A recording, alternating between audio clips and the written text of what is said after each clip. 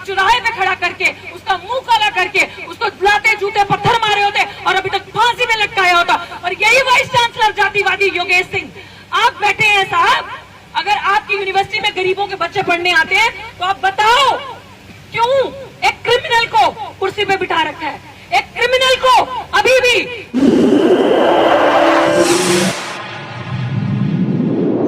इस news channel पर जो भी वक्ता ने कहा वो उसकी अपनी राय है, जिसकी पुष्टि नेशन न्यूज इंडिया तो उसका हम क्या ही कह सकते हैं। उसी समय जनाब एसएचओ सामने खड़े थे।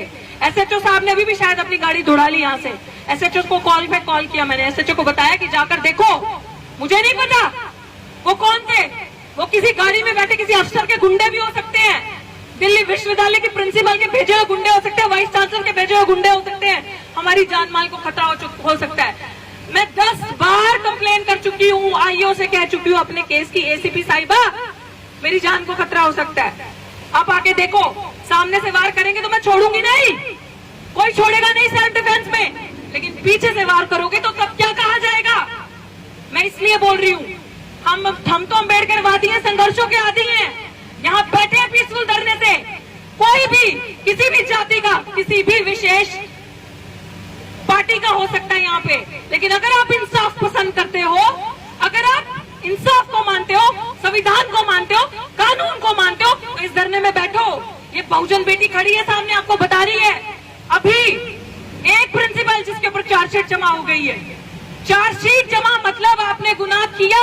दिल्ली पुलिस ने रिकॉग्नाइज किया कि हाँ, जो डॉक्टर ऋतु के खिलाफ 35 बच्चे झूठे सिग्नेचर फोर्ज करके लगाए थे, वो 35 बच्चे डॉक्टर ऋतु के पढ़ाए हुए है ही नहीं, पूरे कॉलेज में नहीं है। बताइए, अगर किसी SC ST OBC के प्रिंसिपल ने ये कांड, पहली बार हमारे प्रिंसिपल ही नहीं है यूनिवर्सिटी में, अगर ये कांड किया होता तो आपने चुराहे पे खड़ा करके उसका मुंह काला करके उसको बुलाते जूते पत्थर मारे होते और अभी तक फांसी में लटकाया होता। और यही वाइस चांसलर जातिवादी योगेश सिंह आप बैठे हैं साहब। अगर आपकी यूनिवर्सिटी में गरीबों के बच्चे पढ़ने आते हैं तो आप बताओ क्यों एक क्रिमिनल को कुर्सी पे बिठा रखा है, एक क्रिमिनल को अभी भी बेगुनाह सड़क पे है और गुनाहगार क्रिमिनल कुर्सी पे है। ये दो कानून किस तरीके के, कैसी पालना, किस तरीके के दो कानून है ये। जातिवादी क्यों? हम यहाँ पे आजादी के नारे लगाते हैं, हाँ लगाते हैं। किस चीज से आजादी? मनुवाद से, पितृसत्ता से, जातिवाद से। हमें आजादी चाहिए, विश्वविद्यालय में पढ़ने का अधिकार चाहिए, हक चाहिए हमें। किससे मांगेंगे हक अधिकार? कहाँ जाएंगे हम जैसे गरीब बच्चे? इंस्टीट्यूशनल मर्डर करते हैं आप हमारा इतना प्रताड़ित करके, बहुजन बच्चा अधिकार कहाँ मांगेगा? वाइस चांसलर साहब, आपने दिल्ली यूनिवर्सिटी के प्रोफेसर रतन लाल को प्रमोशन नहीं दिया। रतन लाल पे FIR हुई। रतन लाल हिस्टोरियन, दिल्ली यूनिवर्सिटी में इतनी किताबें, आप बता दीजिए किस मनुवादी टीचर ने इतनी किताबें, इतने आर्टिकल लिखे हैं। जितने प्रोफेसर रतन लाल के आर्टिकल्स हैं, पब्लिकेशंस हैं, जितनी किताबें हैं उनकी भी आपने रातों रात, इसी दिल्ली पुलिस ने, इसी DCP सागर कलसी जी ने रातों रात उन्हें अरेस्ट किया था, रातों रात अरेस्ट करा और जेल के अंदर डाला।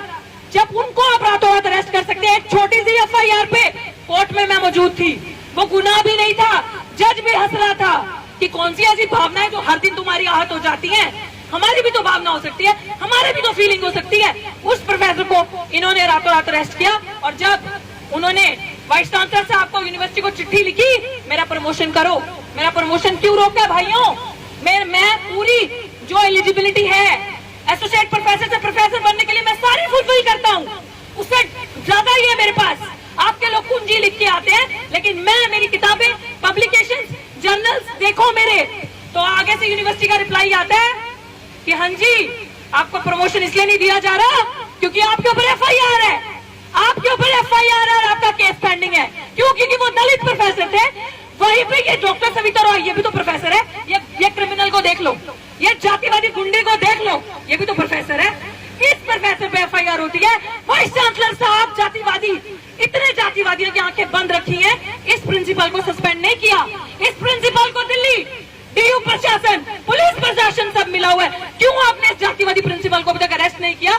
जो धाराएं, जिन धाराओं पे दिल्ली पुलिस ने FIR दर्ज करी है, इन पे वो धाराएं नॉन बेलेबल है। उन धाराओं पे चार्जशीट जिसमें आपने दर्ज करी है, वो चार्जशीट की धाराएं, किसी में 2 साल की सजा है, किसी में 7 साल की सजा है, वो नॉन बेलेबल धाराएं हैं।